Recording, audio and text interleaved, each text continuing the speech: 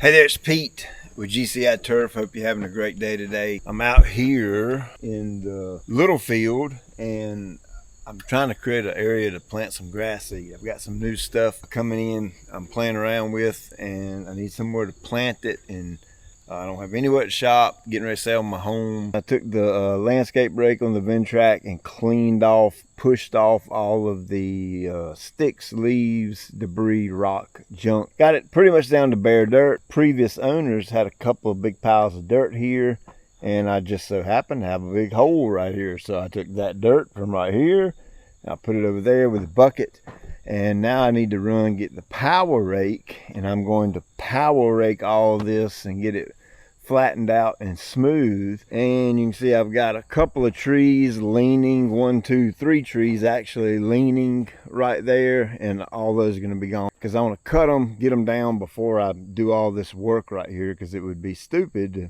do all this work and then cut the tree down and tear up your work.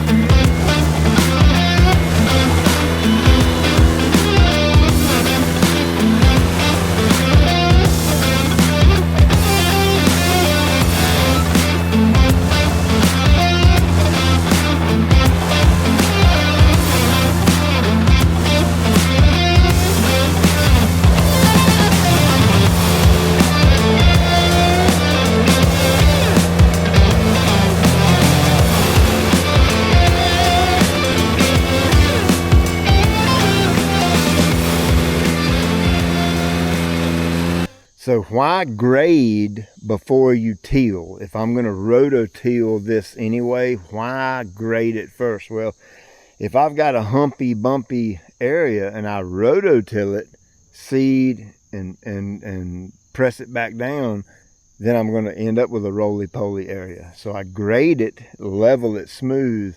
Then we'll take that new rototiller, Perfector soil conditioner, I can't remember the exact name of it, for the Ventrac, and go over this whole area, and then we'll seed it and run over it with a cultipacker.